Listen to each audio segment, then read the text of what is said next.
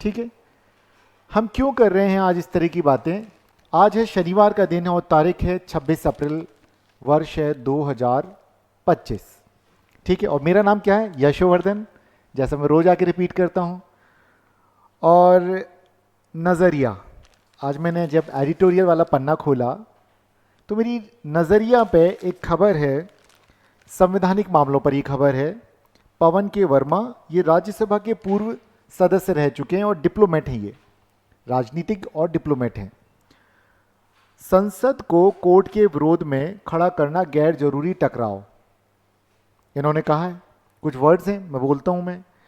इन्होंने कहा कि आर्टिकल 142 को जगदीप धनखड़ साहब, जो कि हमारे उपराष्ट्रपति, उन्होंने कहा सर्वोच्च न्यायालय पर न्यायिक अतिक्रमण का आरोप लगाया। जुडिशियल इंक्रोचमेंट, एक्टिविज्म नहीं है, इंक्रोचमेंट है। मतलब इंक्रोचमेंट क्या होता है? इलीगल तरीके से आप कहीं जा रहे हैं, जैसे हाँ आपकी किसी के बगल में जमीन है, आपने उस पर कब्जा कर लिया, तो उस तरह से हो गया। तो आपका वो फील नहीं है, आपने जाके इंक्रोच कर लिया, मतलब उस पर अतिक्रमण कर लिया। तो जगदीप धनखड़ साहब कौन है? हमारे उपराष्ट्रपति हैं, राज्यसभा के सभापति हैं, बंगाल के वो गवर्नर रह चुके हैं, तो राजनीतिक व्यक्ति हैं, समझ अपनी रखते हैं वे। उन्होंने कहा संविधान के आर्टिकल 142 को संसद की सर्वोच्चता के खिलाफ परमाणु मिसाइल, एक न्यूक्लियर मिसाइल के रूप में उन्होंने कहा कि आर्टिकल 145 क्या, 142 क्या है? एक न्यूक्लियर मिसाइल है। किसके लिए? नहीं, सुप्रीम कोर्ट ही तो बोल रहा है। किसके लिए? पार्लियामेंट की सुप्रीमेसी के लिए। सो मुद्दा क्या बनेगा? Who is supreme, who is more sovereign than other bodies. So मुद्दा यहां पे बनता है कि who is supreme in India according to constitution. सो कौन है भाई? संसद है या सर्वोच्च न्यायालय है? संसद है। अगर संसद है तो संसद के बनाए हुए कानून के ऊपर रिव्यू क्यों कर लिया जाता है सुप्रीम कोर्ट के द्वारा? फिर संसद को कस्टोडियन क्यों नहीं कहा गया?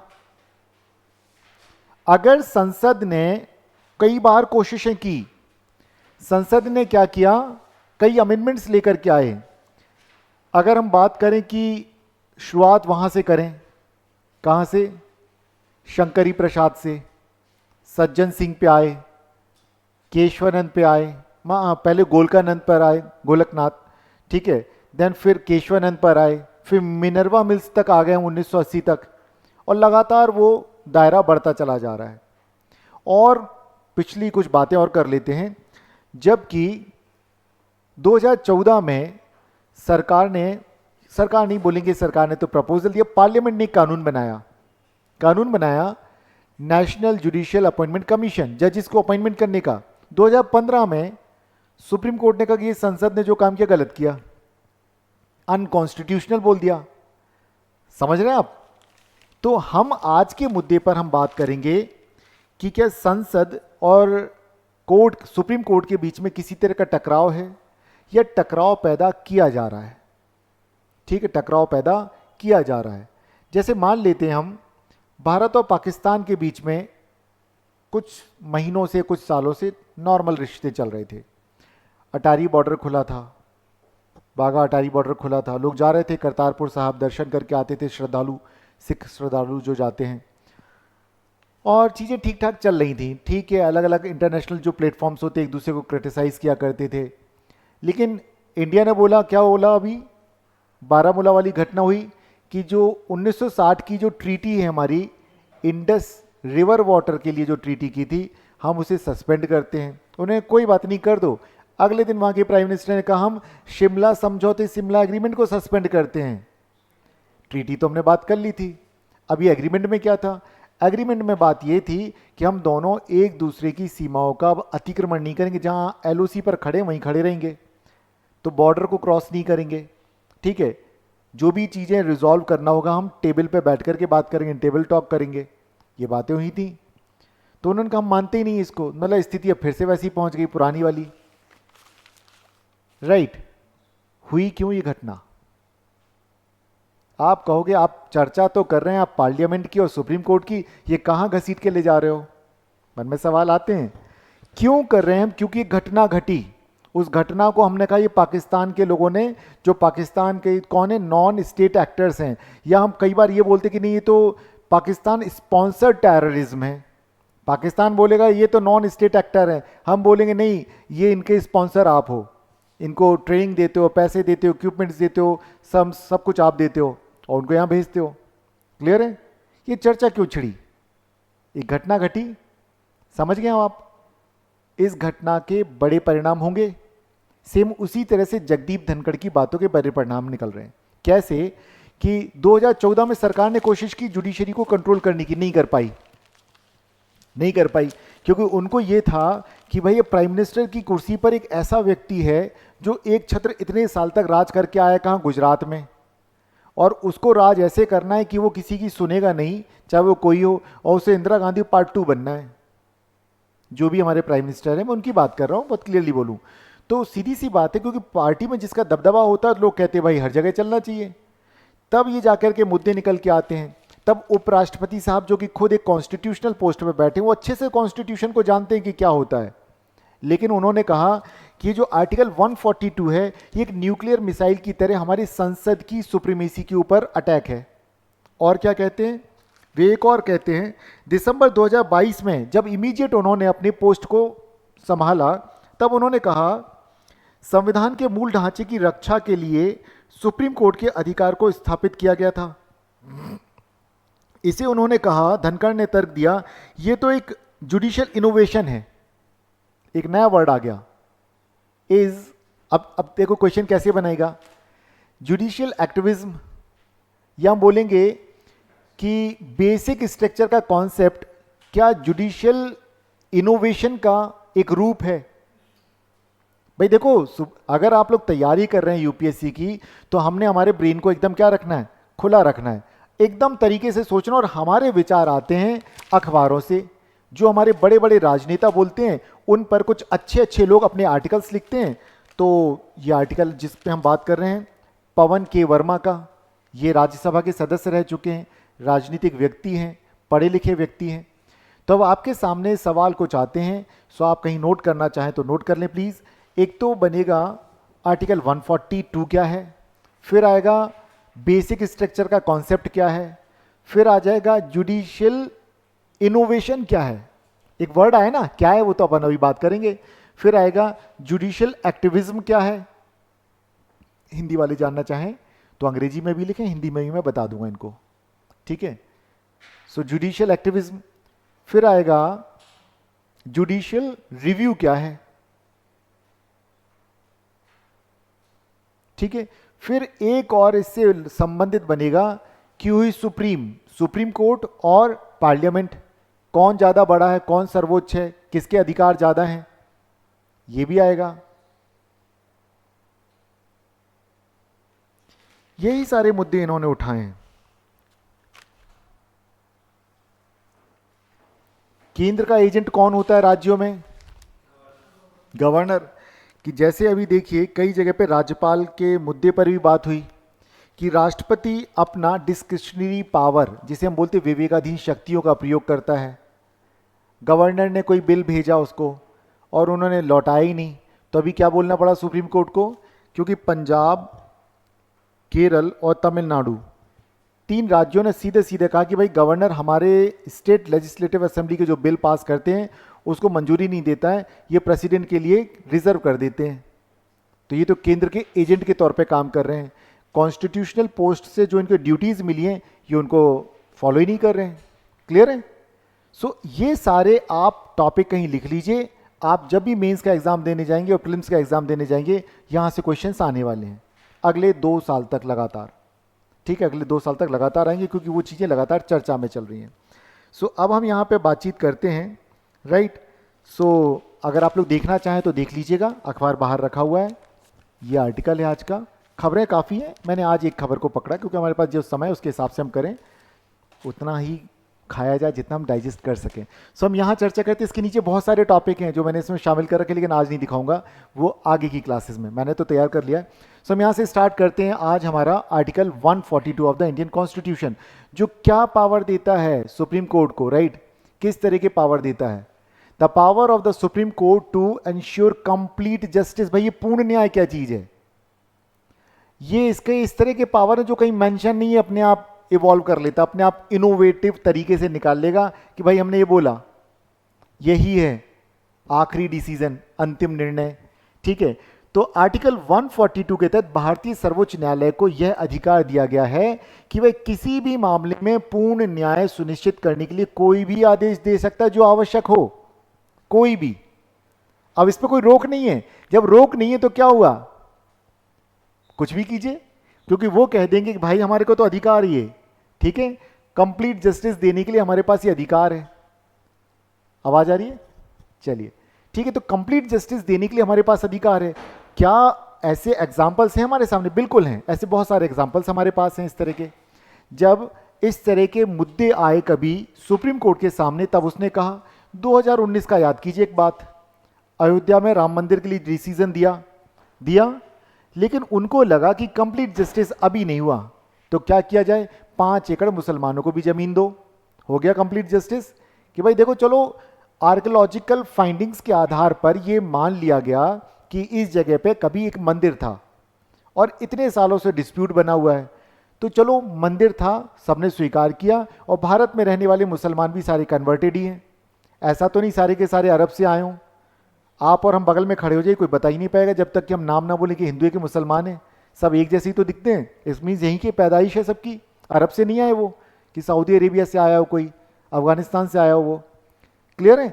सो उन्होंने कंप्लीट जस्टिस कह दिया कि भाई देखो, सामने वाले को अगर मान लो 5 एकड़ जमीन सुप्रीम कोर्ट नहीं देता मुस्लिम्स को मस्जिद बनाने के लिए, उनके मन में क्या आता, यहां की जुडिशरी भी करप्ट है, भेदभाव करती है। ठीक है, ध्यान दीजिएगा इन बातों पर, ये बहुत गहरी बातें हैं। क्लियर है? चलिए, हम ऐसे 1-2 एग्जाम्पल हमने देखे, अभी हम फिर और बातें करेंगे, पहले एग्जाम्पल के साथ ही बात करें जाए, ज़्यादा बेटर है। ये है, देखिए वो एग्जाम्पल दिख गया। अगला क्या हुआ, एक और आया 2022-23 में। यहां पर हुआ कि शिवसेना का एक राजनीतिक डिस्प्यूट हुआ। शिवसेना एक राजनीतिक दल है महाराष्ट्र में, एकनाथ शिंदे भी उसके एक नेता हैं। तो हुआ ये कि उद्धव गुट एक तरफ और एकनाथ शिंदे का गुट अलग, मतलब ऐसे समझिए कि पार्टी क्या हुई, स्प्लिट कर गई, 2 हिस्सों में बट गई। एक पक्ष चला गया एकनाथ शिंदे की तरफ, और एकनाथ शिंदे के बैक में कौन है, पीछे कौन खड़ा है, सेंट्रल गवर्नमेंट। ठीक है, सेंट्रल गवर्नमेंट है। तो भाई देखो, सीधी सी बात है, जिसके पास पावर होगा, उसके पास पैसा भी ज्यादा होगा। तो हम और आप की बात अलग करें, जितने पब्लिक के रिप्रेजेंटेटिव हैं, इलेक्ट होते जरूर हैं जनता के लिए, लेकिन इनका पहला ध्येय होता है अपना फायदा देखना। तो क्या कोई कमजोर पक्ष में खड़ा होना चाहेगा? अगर आपके सामने 2 चॉइस दें कि बांग्लादेश से दोस्ती करो या चाइना से, तो आप किसके फेवर में जाओगे? ठीक है, अगर आपके पास ये चॉइस आती है चाइना या यूएस, किसके फेवर में जाओगे? यूएसए। चाइना कौन जाना चाहता है भैया? अरे नहीं नहीं, और दिक्कत है, पड़ोसी ज्यादा मार मारेगा ना। पड़ोसी को काउंटर करने के लिए उसके दुश्मन से दोस्ती कर लो जाके। यूएसए में डेमोक्रेसी है, बहुत अच्छी सोच है, वहां पर डेमोक्रेसी है भाई। डोनाल्ड ट्रंप आ सकता है तो डोनाल्ड ट्रंप जा भी सकता है। चाइना में ऐसा नहीं है, जो आया है वो अपनी मर्जी से जाएगा, नहीं तो नहीं जाएगा जब तक उनकी पार्टी ना चाहे। तो डेमोक्रेसी की जो इन्होंने बात कही शशांक ने, ये बहुत ही कमाल की बात है। और भारत में आप क्या चाहते हैं, डिक्टेटरशिप या डेमोक्रेसी? और डेमोक्रेसी कैसे बनेगी, जब यहां के जितने इंस्टीट्यूशन है वो क्या रहे, इंडिपेंडेंट रहे, like election commission, like judiciary. ठीक है, जितने भी कॉन्स्टिट्यूशनल जो भी बॉडीज हैं, जब वो इंडिपेंडेंटली अपना काम करेंगे तब। ठीक है, लग रहा होगा मैं कौन सी बातें कर रहा हूं। देखो, बात आई एक आर्टिकल से, लेकिन अगर हम अपनी समझ नहीं बनाएंगे, आप में से कितने लोग हैं जो ये सोचते हैं को यूपीएससी का मेंस देंगे कभी? 1 2 3 4 5 यूपीएससी का मेंस, तो हाथ खड़ा करो। ठीक है, लगभग सारी क्लास में से आप लोग कह रहे हैं कि आप यूपीएससी का मेंस देंगे। इन्होंने कही एमपीपीएससी का मेंस देंगे। और कितने लोग हैं जो इंटरव्यू देना चाहते हैं आप में से? हाथ खड़े करके दिखाओ पूरा। ठाकुर साहब ऊंचा हाथ करो ऐसे, ठाकुर साहब को बोलना पड़ता है, दूध दही वाले यार, उठाओ हाथ पूरा। चलिए, सभी लोग इंटरव्यू देना चाहते हैं। ठीक है, ऐसे कौन कौन नहीं लिखना चाहता है, चाहे वो एमपीपीएससी का हो या यूपीएससी में, ऐसे कौन नहीं लिखना चाहता है? हाथ खड़ा करो। किसी ने हाथ खड़ा नहीं किया। ऐसे के लिए क्या करोगे? इंटरव्यू कौन कौन देना चाहता है? सब देना चाहते हैं। इंटरव्यू में जब इस तरह के सवाल आएंगे तो वहां क्या करोगे? आपको एक समझ बनानी होगी। और जब मीन्स के आंसर आप लिखते हैं, एक बैलेंस्ड अप्रोच आपकी तब आएगी जब आप कॉइन के दोनों फेसेस को देख पाओगे। क्लियर है? सो आज की जो शनिवार की हम चर्चा रखेंगे, आगे भी इसी तरह की चर्चा रखेंगे हम। संवैधानिक मुद्दे हुए, साइंस के मुद्दे हुए, किसी भी विषय का मुद्दा हुआ है, आप भी अपने मुद्दे ला करके मुझे दे सकते हैं। पूरे वीक जो भी चर्चा में है वो कोई भी ला के मुझे दे दो कि सर इस पर हम लोग बातचीत करेंगे। एक हमारे को अपनी एक अप्रोच बनानी है कि अगर आपके सामने कभी भी इस तरह से आ जाए कि मूल ढांचे का सिद्धांत जुडिशियल इनोवेशन, तो आप उस पर निबंध कैसे लिखेंगे? तो आपको लिखना होगा, ठीक है। या मेंस में कोई आ जाता क्वेश्चन, या इंटरव्यू में आपकी समझ जानने की कोशिश की जाए कि आप कितना अपने देश को जानते हैं, तो हम ये सैटरडे इसी को डेडिकेट करेंगे। अब हम चर्चा किया करेंगे। हालांकि इसमें मैंने मेंस के आंसर भी हैं और एमसीक्यूज भी हैं, क्योंकि टॉपिक ऐसा है जिससे रिलेटेड क्वेश्चंस आएंगे। लेकिन आज हम बातें ज़्यादा करेंगे, ये तो बहुत छोटा सा टॉपिक है। क्लियर है? तो हम एक नाथ शिंदे की बात कर रहे थे और हमने वहां पर जोड़ा कि हम किसके पक्ष में आप खड़ा होना चाहेंगे। तो आपने कहा कि आप यूएसए के फेवर में जाएंगे, और डेमोक्रेसी की जब बात इन्होंने छेड़ी तो वहां पे मैंने कहा आप एक ऐसे देश में रहना चाहेंगे जहां पर कि सारे जितने संस्थाएं वो फ्री और फेयर तरीके से काम कर सकें, और वो काम तब करेंगे जब वो गवर्नमेंट से फ्री होकर के काम कर पाएंगे, इंडिपेंडेंट रहेंगे। क्लियर है? चाहे वो इलेक्शन कमीशन हो, चाहे जुडिशरी हो, यूपीएससी हो। अगर यूपीएससी वाले को बोला भाई साहब इस तरह की विचारधारा के बच्चों को भर्ती करना है, इंटरव्यू उनको ज़्यादा नंबर देने हैं, या यूपीएससी के एग्जाम्स मेंस की कॉपी जो चेक करते हैं उनको बोल दिया कि भाई उन लोगों को नंबर देना आप जिसके पीछे नाम के पीछे ये चीज़ें आप देख लें। ठीक है? कई बार उत्तर प्रदेश के ऊपर इल्ज़ाम लगता है कि फला फला एक ही जाति के लोग इतने ज़्यादा क्यों सिलेक्ट हो जाते हैं। नहीं लगता? बताइए, होता है शशांक ऐसा? बिहार में भी ऐसा होता होगा, कई बार ऐसा होता है। तभी तो आप कहते हैं इसकी सत्ता को बदल के दूसरी को लेके आते हैं, शायद तब चीज़ें ठीक हो जाएं। आज मैं सुबह जब न्यूज़ देख रहा था तो मैं एक महिला का रुदान सुन रहा था, रोना। वो कहती है कि वहां पर कोई भी नहीं था, वहां पर मतलब पहलगाम में कोई भी नहीं था। आप जब जाते हो तो आप तो चॉपर से चले जाते हो, जब नेता मिलने जाता है तो लोग बोलेंगे ना, आप तो चॉपर से चले जाते हो, मतलब हेलीकॉप्टर से चले जाते हो। आप जब निकलते हो तो सड़कें बंद कर दी जाती, आम जनता निकल नहीं सकती है। लेकिन हमारे लिए वहां कोई नहीं था। 1 घंटे तक वहां पे ना तो आर्मी आई ना पुलिस आई। आर्मी और पुलिस 1 घंटे तक आई नहीं। अब आप सोच के देखो क्या है ये? इंटेलिजेंस का फेलियर। इसका मतलब हमारी संस्थाएं ठीक से काम नहीं कर रही हैं। जबकि अगर कुछ ऐसा हो तो बुलडोजर चल जाता है, कहीं पर भी चलाना होता है, फिर सुप्रीम कोर्ट लोग भागते हुए जाते हैं, भाई साहब बुलडोजर रोकिए, हमारी तो जमा पूंजी हमने घर में लगा दी, क्या करें अब? आप समझ रहे हैं इस बात को? आपकी सुरक्षा का दायित्व भी तो सरकार का है, लेकिन वो तब तक नहीं काम करेगी जब तक कि इस तरह के इंस्टीट्यूशन फ्री ना हो, इंडिपेंडेंट ना हो। आज एक और खबर है, बड़ी कमाल की खबर है, उस पर भी चर्चा करने का मन कर रहा है मेरा। और चर्चा कुछ ऐसी होगी कि अगर आप में से कितने लोग जो पुलिस सर्विसेज में जाना चाहते हैं? शशांक है, रूपेश है, और भी कोई? अरे गुड, यही ना ठाकुर साहब, बहुत बढ़िया। चलिए, ऐसे ही आईपीएस चाहिए वहाँ पे, मतलब ठोक देंगे। नहीं सुनेंगे तो क्या? नवनीत सिकेरा था ना, देखा आपने उसका? नवनीत सिकेरा का सीरीज है भाई, कभी देखना मौका मिले तो। मैं देख चुका हूँ, काफ़ी अच्छी लगी थी मुझे तो वो। कहाँ गई वो खबर? हाँ, खबर है, मतलब मुझे तो मज़ा नहीं आता ऐसी खबरों में, क्योंकि मैं सल्यूट मार रहे हैं, बिलीव ही नहीं करता किसी को। हाँ, रिस्पेक्ट दे सकता हूँ हर किसी को मैं, ना मुझे किसी का सल्यूट चाहिए ना मैं किसी को सल्यूट मार सकता हूँ, और खासतौर से पुलिस वालों के साथ। तो अब डीजीपी के आदेश से सल्यूट पाएंगे सांसद और विधायक। हम टिकेंगे यहीं, आप चिंता मत करना, हम इसी खबर पे। लेकिन हमें इंडिपेंडेंट इंस्टीट्यूशंस चाहिए ना, हम इसलिए बातचीत कर रहे हैं। अब तक पुलिस वाले सिर्फ अपने सीनियर ऑफिसर्स को या आईएएस को सल्यूट करते हैं। ठीक है? अगर सब इंस्पेक्टर है तो डिप्टी कलेक्टर को करेगा, ठीक है? आईपीएस है तो डीएम को करेगा, आईजी को करेगा, उसके ऊपर के ऑफिसर्स को करेगा। किसी सांसद विधायक को नहीं करता है कभी भी। वो कहे आइए महोदय बैठिए, आप हमारे लिए सम्माननीय हैं, क्योंकि उनको लिखा कि उनके साथ सम्मानपूर्ण व्यवहार करो। अब मान लीजिए एक आईपीएस था नरेंद्र सिंह, ट्रेनी था, ग्वालियर मुरैना की बात है। वहां पे चंबल नदी से रेत निकाल के, रेत के जो चोर होते हैं, नदी से निकाला रेत को और ट्रैक्टर ट्रॉली में भर के बेचने ले जाते हैं।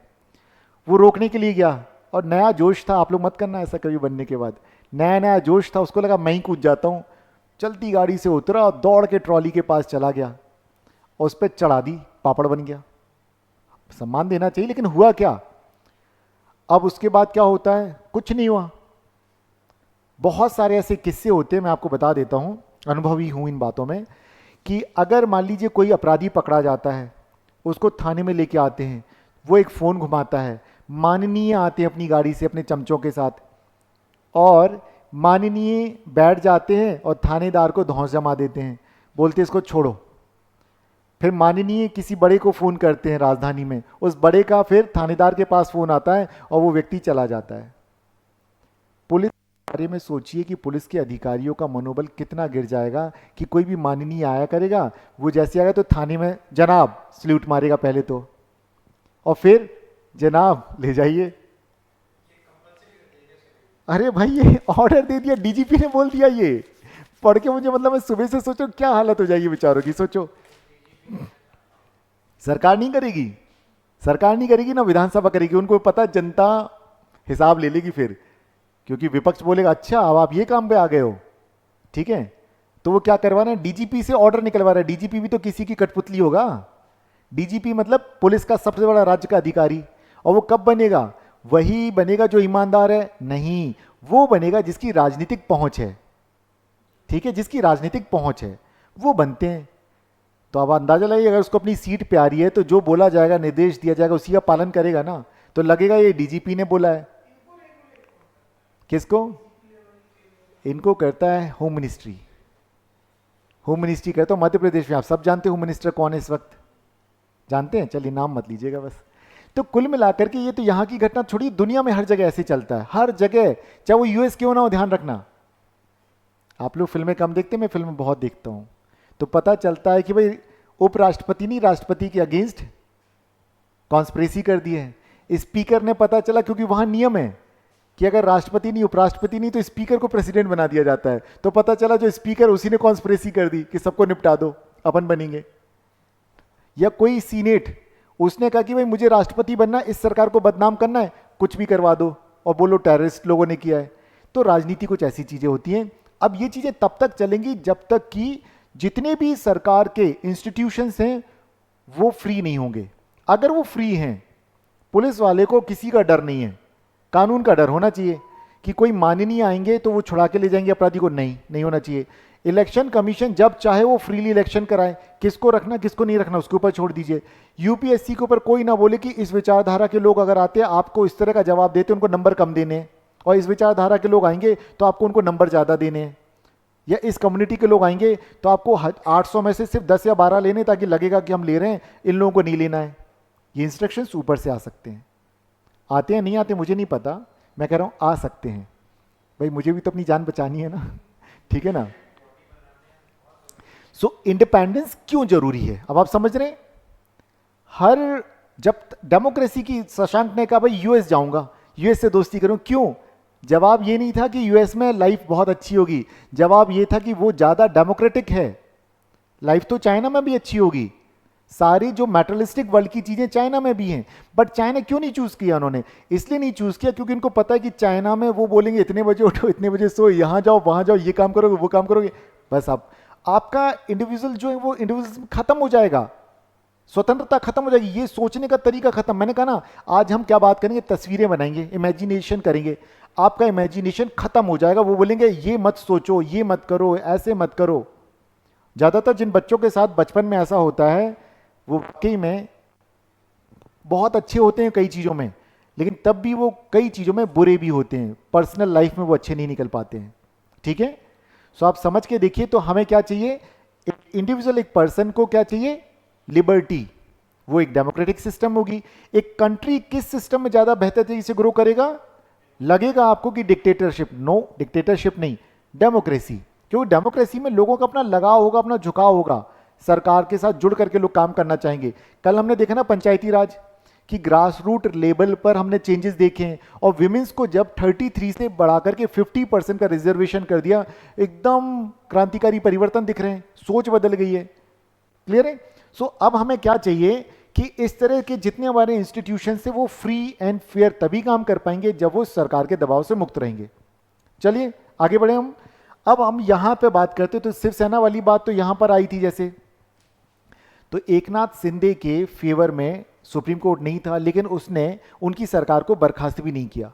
उन्होंने बोला, राज्यपाल ने जो कहा कि भाई बहुत जल्दबाजी में आपने कहा कि आइए बहुमत सिद्ध कीजिए, फिर स्पीकर ने डिसीजन नहीं दिया। जब शिवसेना ने उनको बोला कि भाई ये हमारे इतने लोग दल बदल करके चले गए हैं, इनको डिस्क्वालीफाई करो, वोटिंग में इनको पार्ट मत लेने दो, लेकिन ऐसा नहीं हुआ। क्लियर है। अब ईडब्ल्यूएस की बात करें, ईडब्ल्यूएस का आरक्षण दिया जाता है, आप सब जानते हैं, ना केवल शैक्षणिक संस्थानों बल्कि नौकरियों में भी दिया जाता है। कुछ लोगों ने चैलेंज किया, ये तो आर्टिकल 14 के अगेंस्ट है। आर्टिकल 14 क्या बोलता है? 14 इक्वलिटी बिफोर लॉ, यही बोलता है ना। तो सबको इक्वल प्रोटेक्शन होगा और सब एक समान होंगे न्याय के लिए, न्याय के समक्ष। तो उन्होंने बोला भाई ये क्यों कर रहे हो? तो बोला नहीं ये गलत नहीं है। यहाँ पे इन्होंने फिर बोला सुप्रीम कोर्ट ने, नहीं ये वैध है, ये अवैध नहीं है। 103rd कॉन्स्टिट्यूशनल अमेंडमेंट से लागू हुआ था ना, तो उन्होंने बोला ये कॉन्स्टिट्यूशनल है, ये इलीगल नहीं है, अनकॉन्स्टिट्यूशनल नहीं है। उन्होंने बोला ठीक है, क्यों? क्योंकि देखिए देश किस लिए काम करता है कि जो कमजोर तबके हैं, जो सोसाइटी में मार्जिनल हैं, बिल्कुल सीमांत पर हैं, कमजोर हैं, उनको ऊपर उनके अपलिफ्टमेंट की तो काम कर रहे हैं आप। तो बोला एससी को मिल रहा है, एसटी को मिल रहा है, ओबीसी को मिल रहा है, डिसेबल पर्सन्स को मिल रहा है, विमेंस को मिल रहा है। सो जो जनरल में जो उच्च जाति के लोग हैं, सवर्ण हैं, उनमें जो बहुत गरीब लोग हैं उनको भी दिया जाए। और सच बताऊं तो जब भी कभी मैंने गांव में देखा है खेतों में कटाई के दौरान, तो चाहे वहाँ चतुर्वेदी जी का बच्चा हो चाहे अहिरवार हो, इकट्ठे बैठ के बीड़ी पीते हैं सब। खेत काटने जाते हैं ना जब मजदूरी करने, तो मैंने अपने खेतों पे कई बार देखा, वैसे भले वो रोटी साथ में ना खाएं लेकिन साथ में बैठ के काम कर रहे हैं। और धीरे धीरे क्या होता है, वो कास्ट की जगह क्लास में कन्वर्ट हो जाता है। क्लास जानते हैं? क्लास होता है आर्थिक आधार पर और कास्ट होता है सोशल। तो क्लास में कन्वर्ट हो जाते हैं। तो क्लास इन इटसेल्फ वाली बात आ जाती है, मतलब कार्ल मार्क्स तक नहीं लेके जाऊंगा, यहीं पे बस बता देता हूँ, ठीक है। सो क्लास में कन्वर्ट, तो वो उन्होंने कहा ये क्लास है, ये कास्ट नहीं है, ये क्लास है। इकोनॉमी क्या है? क्लास है, कास्ट नहीं। तो कास्ट बेस्ड नहीं है ये, काय पे? क्लास बेस्ड है कि भाई इनकी आर्थिक स्थिति अच्छी नहीं है तो इनको मदद दी जाए, सरकार का काम ही ये है। तो बोला देना चाहिए, वैध है ये। तो इस तरह से इन्होंने इन सभी जगह पे आर्टिकल 142 का उपयोग किया कि ये पूर्ण न्याय तभी होगा। नहीं तो सोच के देखिए, सवर्णों के जो गरीब बच्चे हैं, वो जिनको रिजर्वेशन मिल रहा होगा, उनके प्रति उनकी सोच कैसी रहेगी? पूरी लाइफ चिढ़ते रहेंगे, परेशान होते रहेंगे, और वो अच्छे से लाइफ नहीं जी पाएंगे, परेशान होते रहेंगे। आप सोचिए, और वो कहाँ चिढ़ निकलेगी? कभी ना कभी तो निकलेगी, ठीक है। तो इस बात का ध्यान रखा। अब हम यहाँ पे थोड़ी सी और बातें कर लेते हैं, इसमें क्या है। तो देखिए, सर्वोच्च न्यायालय किसी भी लंबित मामले में अगर कोई भी उनके सामने पेंडिंग है, राइट, सो वो उसमें क्या कर सकते हैं? किसी भी कोई भी आदेश जारी कर सकते हैं, ठीक है। The supreme court can be issue order, directions और decree to give final judgment in any pending case. ये पावर किसमें मिलता है? आर्टिकल 142 से मिलता है इनको, ठीक है। देन इसके अलावा कैसा है? इसके अलावा such orders are binding and must be followed across the entire territory of India. मतलब संपूर्ण भारत में इनके आदेश बाध्यकारी होंगे, लागू होंगे, ठीक है। सारे के सारे अनिवार्य, इनका पालन कैसा है? बाध्यकारी है, अनिवार्य रूप से होंगे। देन फिर क्या होता है? ये जो शक्ति का प्रयोग करेंगे वो संसद के कानूनों के अंतर्गत करेंगे वो, ठीक है। संसद द्वारा बनाए गए कानूनों के अधीन रहते हुए सुप्रीम कोर्ट, ठीक है, अदालतों की प्रक्रिया को भी विनियमित कर सकता है। मतलब सबऑर्डिनेट कोर्ट्स हैं, हाई कोर्ट हो गया या कोई सबऑर्डिनेट कोर्ट हो गया, और संसद ने उनके लिए कोई कानून बना रखे हैं, तो उनके लिए भी वो कानून या नियम बना सकता है सुप्रीम कोर्ट आर्टिकल 142 से। तो कुल मिला के आप ये समझ जाइए कि अगर कोई बोले कि सबसे पावरफुल आर्टिकल कौन सा है जुडिशरी का, सुप्रीम कोर्ट के पास, तो आर्टिकल 142 है। नॉर्मली एक किस्सा बताता हूं। लोग जाते हैं तलाक लेने के लिए कोर्ट में, तो बोलते भाई देखो 6 महीने साथ रहो, ये रहो वो रहो, दुनिया भर का होता है, लड़ते झगड़ते लोग सुप्रीम कोर्ट तक जाते हैं। और सुप्रीम कोर्ट देखता है भाई तब रहने लायक स्थिति में ही नहीं हो, तो कहेगा हमने तलाक दिया, जरूरी नहीं 6 महीने तक आप अलग रहो या साथ रहो, ठीक है, दिया। तब पहली बार ये मेरे सामने तब आया था, उसके बाद से हम लगातार इस तरह के डिसीजन देख रहे हैं। उन्होंने क्या दिया कि सिर्फ ये यहाँ नहीं, हम सोशल इश्यूज पर भी इसी तरह के डिसीजन लगातार देंगे। तो कहते ये जो उनका पावर है, इसका इस्तेमाल वो कहीं भी कर सकते हैं, सोशल कॉज हो या पॉलिटिकल कॉज हो या कॉन्स्टिट्यूशनल कॉज हो। कुल मिलाकर के उनका एक ऐसा पावर है जिससे कि उन्हें बहुत ज़्यादा शक्ति मिलती है। अब देखते हैं, इसमें भी 2 क्लॉजेज हैं इसके, क्लॉज 1 एंड 2 इसका देखें सब क्लॉज, तो 142 का 1, सर्वोच्च न्यायालय के पास ऐसा आदेश या निर्देश, निर्णय की शक्ति है जो कि वह आवश्यक समझे, उसे लगना चाहिए। जैसे 2019 का हमने बात की, अयोध्या में राम मंदिर बनने के लिए बात उन्होंने कही, लेकिन उनको क्या लगा, मुस्लिम्स के दिमाग में ये नहीं जाना चाहिए कि यहाँ की जुडिशरी वाइस्ड है, तो उन्होंने कहा 5 एकड़ जमीन इनको भी दीजिए। इसी को तो बोलते हैं निष्पक्ष तरीके से न्याय करना। आप लोगों ने पंच परमेश्वर कहानी पढ़ी है किसी ने? किसकी है? बिल्कुल ठीक है, धनपत राय उनका नाम था और वो प्रेमचंद के नाम से लिखा करते थे। ठीक है, बिल्कुल ठीक है। सो उसमें भी कुछ ऐसी कहानी है, नहीं पढ़ी तो पढ़ लीजिएगा कभी। अब देखिए, इनके डिसीजन जो है, निर्णय पूरे भारत को मानने के लिए बाध्य होंगे सभी, चाहे न्यायालय हो चाहे कोई भी जगह हो। इसके अलावा सुप्रीम कोर्ट अदालतों की प्रक्रिया से संबंधित किसी भी विषय में नियम बना सकता है, ठीक है, जब तक कि संसद कानून ना बना दे। इसका मतलब उसको ये पावर भी है इसके अंतर्गत कि सबऑर्डिनेट कोर्ट जो भी सुप्रीम कोर्ट के नीचे हैं, चाहे वो हाई कोर्ट हो या डिस्ट्रिक्ट लेवल के कोर्ट हो, उनके लिए भी वो कोई भी कानून बना सकता है जब तक संसद नहीं बनाती कोई कानून। ये भी एक बहुत बड़ी बात है। मतलब पावर क्या आ गए इसके पास, एक तरह के लॉ मेकिंग के आ गए कि ये जो काम प्रेसिडेंट करता है ऑर्डिनेंस के थ्रू, जो काम पार्लियामेंट करती है लॉ बनाने के, तो यहां पर वो भी इनके पास आ जाते हैं 142 के क्लॉज 2 में। क्लियर है? चलिए अब यहां पे देखें कि क्यों जरूरी है, तो हमें देखने को मिलेगा कि भाई ये करेक्शन करते हैं कैसे, देखें।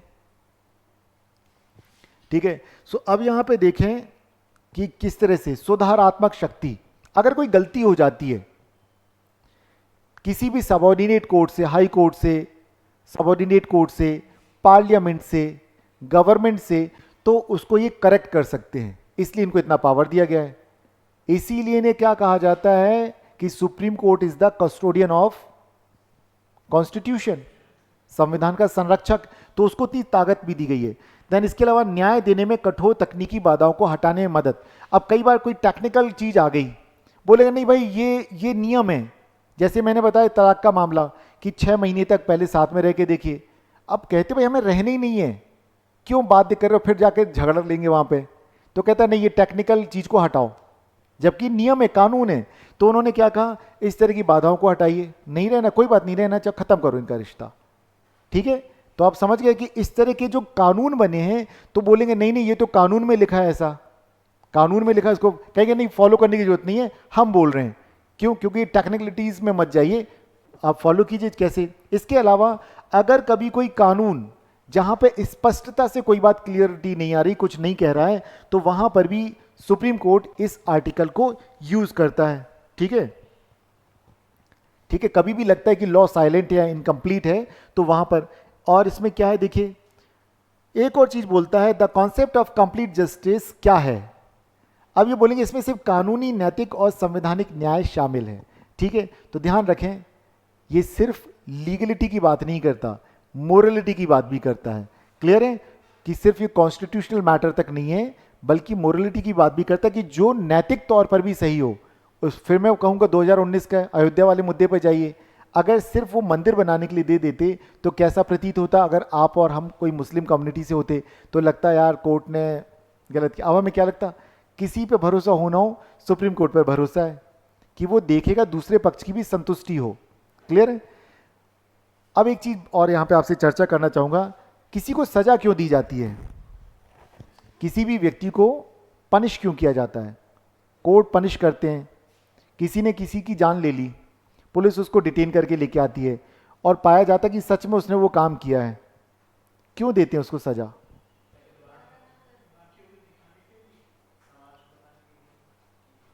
आप लोग कुछ कुछ सही हैं। देखिए, आपने कहा समाज को, तो राइट, एक डेटरेंट, ठीक है, कि भाई दूसरों में एक डर पैदा हो कि अगर आप ऐसा काम करेंगे तो आपको भी सजा होगी, सोसाइटी को आपने दिखा दिया। दूसरा, उस व्यक्ति को एहसास होना चाहिए कि आपने ऐसा किया इसलिए आप जेल के अंदर जा रहे हैं, कि अब आप ऐसा नहीं करना चाहिए, आपको बहुत गलत, आपको पछतावा हो। और इसके अलावा जिस व्यक्ति की हत्या की उसके परिवार वालों को संतुष्टि देने के लिए, नहीं तो बागी बन जाएगा भाई, खुद बंदूक उठाएगा, छुरा उठाएगा, निकल जाएगा सड़क पे, तो क्या लॉ एंड ऑर्डर रहेगा? भरोसा उठ जाएगा व्यवस्था के ऊपर से। तो इसलिए भरोसा कायम रखने के लिए भी जरूरी होता है। तो ये चीजें नैतिक तौर पे आती हैं। वो जो अयोध्या वाला डिसीजन है वो नैतिक तौर पे दिया है। 5 एकड़ जमीन क्या जाता है 5 एकड़ से? महाभारत क्यों हुआ तो कोई बताएगा? कृष्ण गए थे, बोला 5 गांव दे दो, 5 एकड़ 5 गांव कनेक्ट कीजिए। लेकिन क्या हुआ? सुई की नोक बराबर जगह नहीं देंगे। दोनों में से कोई नहीं बचा। सारे कौरव मारे गए और पांडव ने भी राज नहीं कर पाए, उनको भी जाना पड़ा। बाद में उनके बच्चों ने राज किया। दुख तो सभी को होता है। हम पढ़ते हैं ना कि कलिंग का युद्ध हुआ, फिर अशोक को इतना पछतावा हुआ कि उसने धर्म ही बदल दिया और उसके बाद उसने तलवार नहीं उठाई। ठीक है, धम्म के प्रचार प्रसार में लग गया, बुद्ध के प्रचार करने लग गया, बुद्ध के उपदेशों का। तो इस तरह से नैतिकता भी यहां पर हमें कहीं दिखती है। ठीक है, अब देखते हैं, पूछिए। हम्म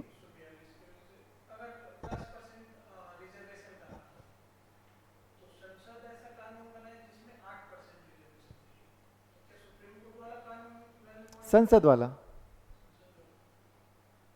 अगर कोई उसे चैलेंज, सुप्रीम कोर्ट ने बोला 10% दो, ठीक है ना, और पार्लियामेंट ने कहा 8% देंगे, ठीक है, तो पार्लियामेंट कुछ तो सोच के करेगी। फिर जब तक उसे चैलेंज नहीं किया जाता तब तो कोई दिक्कत ही नहीं है। अगर कोई चैलेंज करता, अरे भैया हमें तो 10% ही चाहिए जो सुप्रीम कोर्ट ने बोला, तो पार्लियामेंट बोलेगी भाई देखो सुप्रीम कोर्ट ने किस चीज़ पे बोला वो हम देख रहे हैं आधार, और हमारे क्या आधार है वो है, तो वहां जाकर के बात करेंगे ना वो लोग। ये है ना 142। क्या है आर्टिकल 50 में? Separation of power between judicially executive, ये वही तो है। देखिए क्या है, ये रोजमर्रा के जीवन में प्रयोग नहीं किया जाता है। ये कब करेंगे? जब कंडीशंस ऐसी बन जाएं तब। अयोध्या का मामला रिजॉल्व नहीं होता कभी भी, और रिजॉल्व करती अगर सरकार अपने तरीके से तो क्या होता?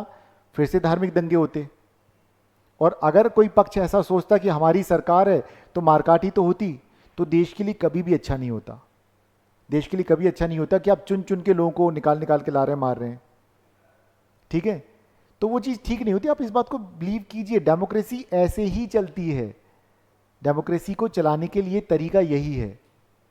तो 142 को आप ये मत सोचिए कि एब्सोल्यूट पावर इसको दे दिए, तो ना तो पार्लियामेंट के पास एब्सोल्यूट पावर है, और इनकी भी एक है ना सीमा, कि इन्होंने कहा कि वहीं पर ये लागू करेंगे जहां पे नैतिकता भी दिखे, नहीं तो ये तो डिक्टेटर हो जाएंगे ना। और डिक्टेटर होंगे तो क्या होगा? पार्लियामेंट को वो पावर है कि वो इनको इम्पीचमेंट का प्रोसेस स्टार्ट कर दे, तो वो भी तो कर सकते हैं।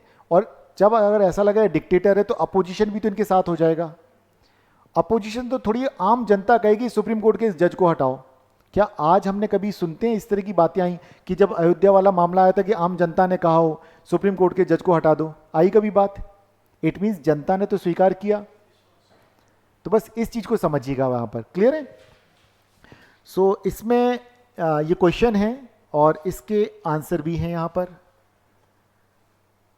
So, how does Article 142 empower the Indian Supreme Court to provide complete justice? Explain with examples. Question आप लिखना चाहें तो लिख लीजिए प्लीज, इसका आंसर लिख के दिखाइएगा और मॉडल आंसर मिल जाएगा। आपने कुछ लिखा मीनू? आपने तो नोट्स मांगे थे, तो आपने भी तो काफी, कितने बजे मैसेज भेजा था आपने मुझे? कितने बजे? 10 बजे? तो वैसे भी मेरे तो टाइम के बाहर चला गया था 8 बजे तक भेज दीजिए, ठीक है। फिर मेरा जब जैसे ही ध्यान गया तो मैंने आपको भेज दिया। तो इट मीन्स कल अपलोड नहीं हुए थे क्या साइट पे? मैं, ये तो बड़ी गलत बात है, मैं तो इनको दे के जाता हूँ बाकायदा। उसके बाद कुछ नहीं है।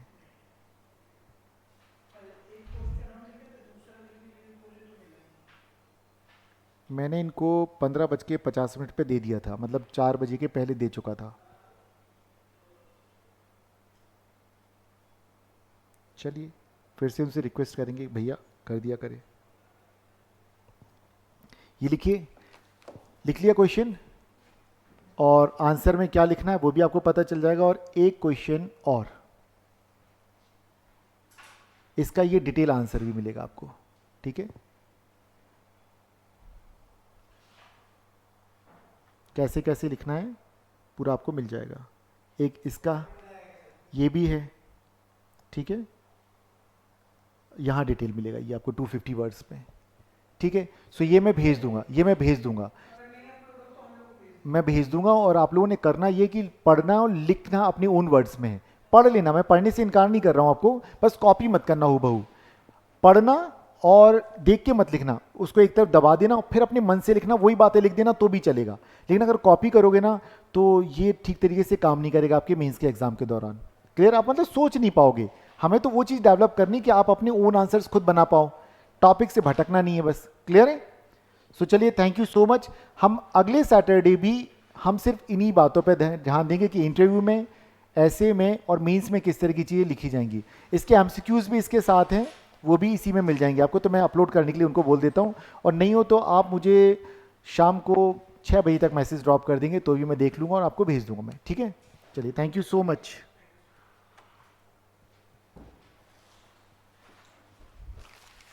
अगर आप लोगों को लगे कि नहीं नहीं ये सब मत करवाओ, हमें तो सिर्फ ऐसे ही पढ़ाओ निकल जाओ, बता देना मुझे।